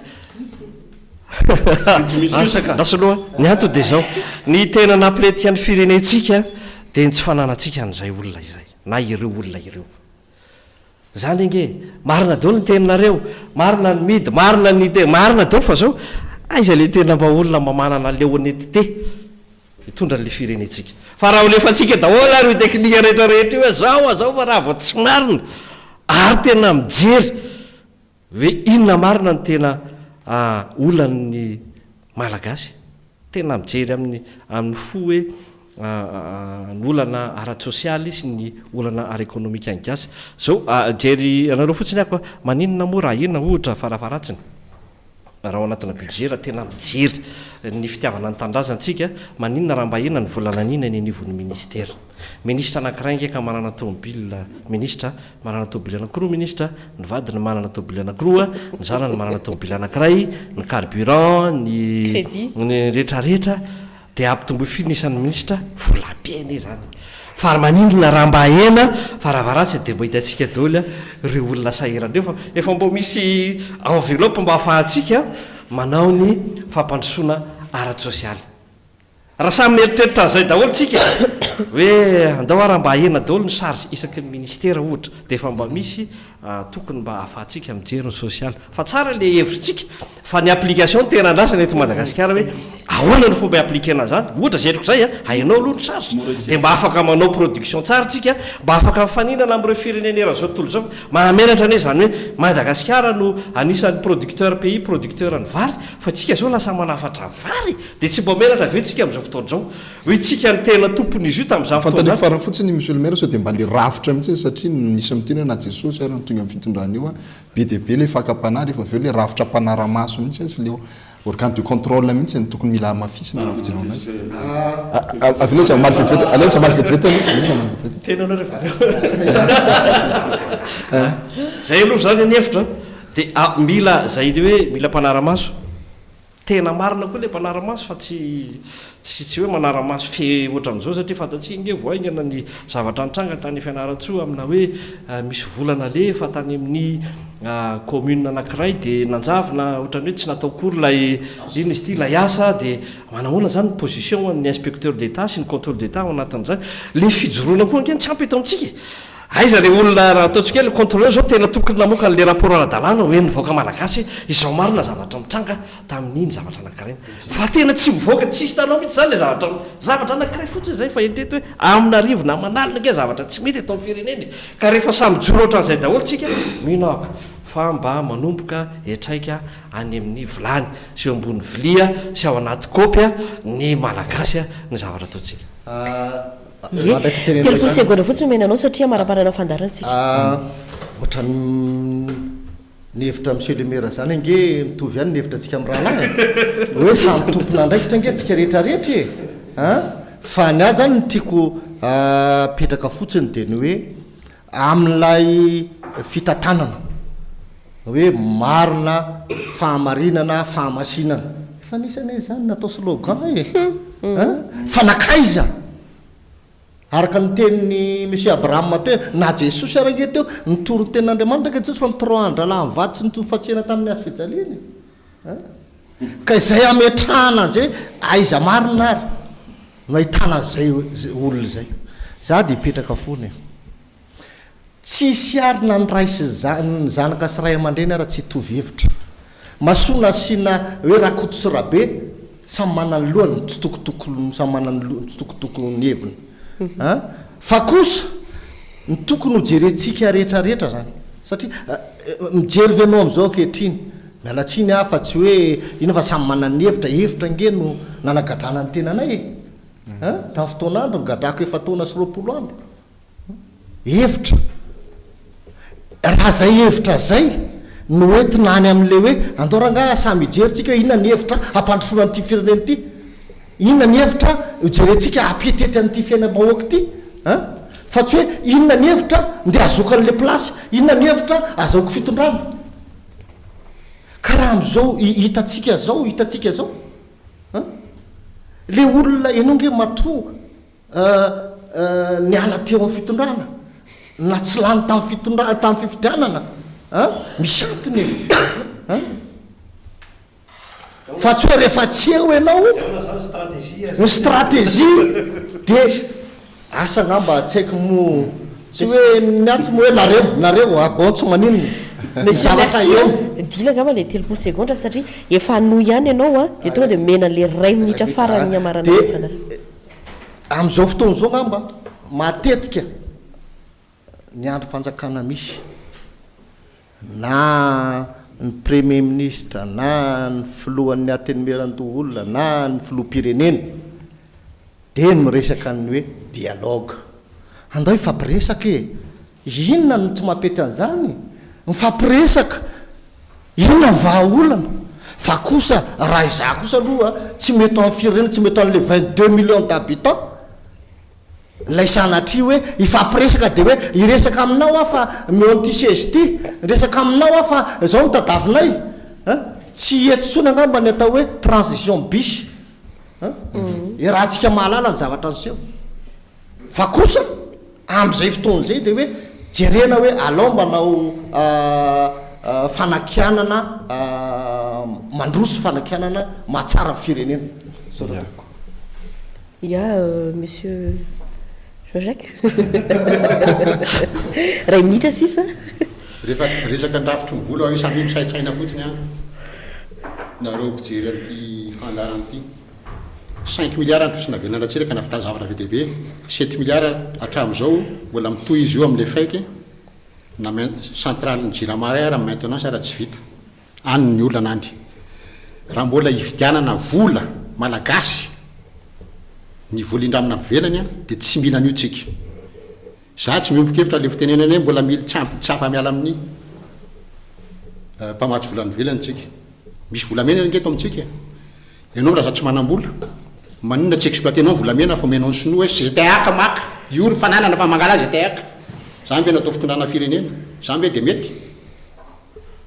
amiko zany asanjola mihitsy zany tsy miady zany tsy afaka mitemitry hoe tsy manam-bola misy areny io de menao ny olona io fizarana ny areny io de amiko de tsotra raha olona roa ifanaraka andaotsika anao afera miaraka mizara sasaka teny amin'ny monsieur le maire zao de ozy andaotsika no afera miaraka mizara sasaka de anao ve anaiko hoe nya ariary roa noetiko de nanao ronjato noetinao tsy anaiky anao fotsy anao raha misasaka raha mitondra ronjato anao za koa mitondra ronjato ohatr'izay ko any tokony andinianan'io arem-pirenena tsika io raisitsika ohatra ambaty vy na ny ambaty vy io na que même estimena ny matière première ao ambany ao misy 5 milliards de dollars ao isasaka tsika raha isasaka tsika mitondra aloha le partenaire 5 milliards de dollars mitovy amin'io oetiko io avy eo izy ajustena en fonction le zavatra tena mivoaka ao raha 6 milliards izy moa manampy 1 milliard izy raha 4 milliards any ao amirenana 1 milliard izy fa mitovy aloha ny zavatra entina ny vidipidirana aloha mitovy zay tsika vao avo sasaka fa izy ty tonga de hoe 1% de zay fandimy rehetrarehetra de ka tsy zay nanao fa mitao aloha fa ngatsy azonao ahitsy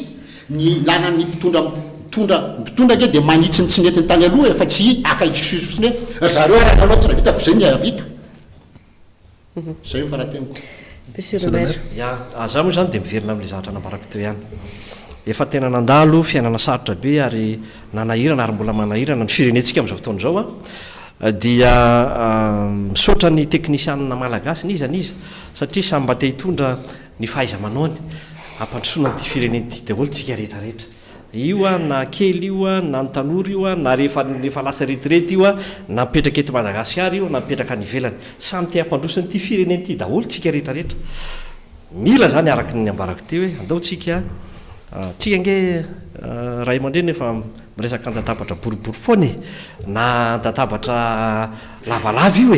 na tsy fanta miresaka foana nge tsika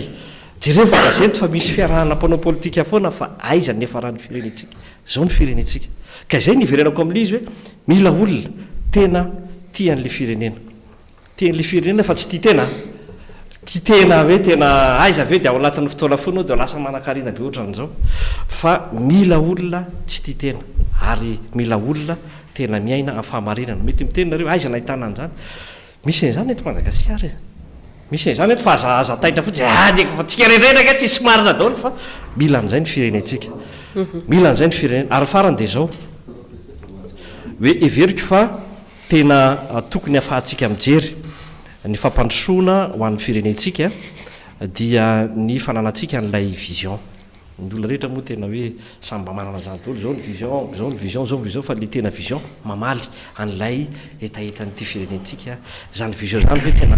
tena malimarina ny etaetan'ny vahoakatsika satria samy manana vision be dehibe fa tokony mba mamaly araka ny tokony ho izy ny tena ilain'ny vahoaka zany hoe za zany tena miverina amin'le vahoaka foana satria itsika moa anatin'izay hoe ny zavatra ataoko zany amabe ny tanàna ny ataon'ny ray aman-dreny atao teknisiana azy ianao dia tokony mijery foana hoe inona ny tena soa tokony ho an'ny vahoaka fa matetika itsika dia mijery foana hoe inona ny tena soa dia lasa be dehibe foana ngely izy dia lasa kely tsisa ny tena hiafarany vahoaka fa mba tokony fotoana zany hijerena ny tena soa ho an'rety vahoakatsika efa tena mahantra miaina ao anatin'ny fahantrana amin'izao fotoana misaotrana amin'ny fitenena le izy tokoa aloha misaotra ny olona izay mieritreritra ny momba ny hoavin'ny Madagasikara tokoa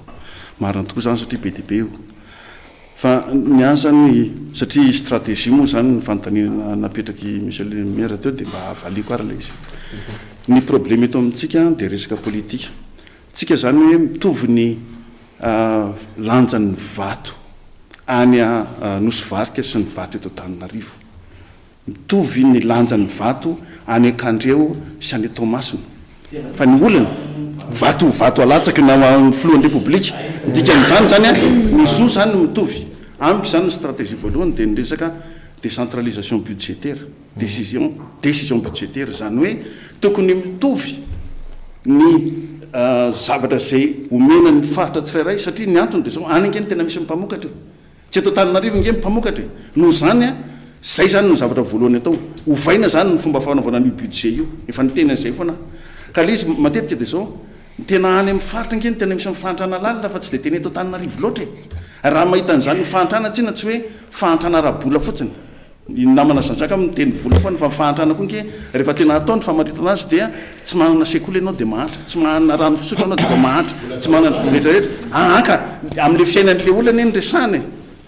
fa rehefa tsy manana zay anao na manana 1 milliard araka tsy manana rano fisotro anao dia fa tsy dia mahantra zay fa roa manarakaraka an'izany dia zao le resaka hoe fanjakana tsara tantana io ny tena le izy dia zao le fanarahana ny lalàna eo ihany fa tena niako le rafitra zay manao an'le izy mihitsy no diso satria zao raha mitentsika zao hoe resaka fifidianana dia amenan'ny senita amenan'ny zavatra rehetrrehetra reny olo reny tsy ana dia manaraka ny hevitra ny monsieur le maire hoe ty olom-baovao mihitsy ny tokony atao fa tsy ireo olo isan'andro ao ka manao totokafo fotsiny ao resaka taux de change fixe moa ny ndresahany anaty hoe tsy miova zany ny santam-bola tadidio tsara fa eto Madagasikara aloha mbola tsy mahavita mamatsy ny zavatra ilain'ny malagasy ny orinasa malagasy no zany ny orinasa malagasy zany ny tokony tsy maintsy ampiana voalohany ahafahany manao an'izay ahafahantsika mitahiran'izay fa roa manarakaraka zany tena tsy automatika mihitsy raha hoe raha vao midina ny vidiny ny anina dia mamidina vidiny lasantsy be dia be ny expérience zay valantoan'ny olona tany velany gamba tsy ho velabelana satria fa marana fotoantsika fa ny anazy zany dia zao fotsiny hoe izy zao ary mbola diso koa ary ny zavatra andrasy aloha fa ny statistika zay navoaka amin'ny banque mondiale dia afa-ty aminay tao amin'ny centre cercle de réflexion des économistes fa io zao ny vola raisy ny olona dia vola raisy ny fianakaviany tompoko fa tsy vola isam-batan'olona mihoatra be le ray minitra satria le izy zay dia nidikan'izany a raha ny tena marina zany tena mbola mahantra araka ny tena tokony ho izy le izy raha ny tena olona tena fahatra anay to Madagasikara zany satria fianakaviana navoaka anay fa tsy olona tsiray 750 tompoko ny olona tena mahantra eto Madagasikara isorana ary nareo a nanaiky mivahiny sy nanaiky ihany koa tamin'ny fanasana teto amin'ny fandarana dondresaka raha toa mbola manana merci mpandrarara ara-toekarena no sady fikamana politika ao amin'ny VMSA ihany koa no vahintsika teo makasitraka anao teo ihany koa Marc Ramiarinjatovo bentanana lasora makasitraka tompoko ary ra Johnson Nahuga mpampianatra pikarika misaotra indrindra tompoko ary Jean-Jacques Ratietisson zay FMI Malagasy nafinatra ny resaresakitsika teto na dia somary nisy aza ny somary niakatrakatra kely dia mamey fotoanantsika rehetra ao amin'ny manaraka indray ary atao anatin'ny fandarana dondresaka mametraka ny veloma tompoko veloma tompoko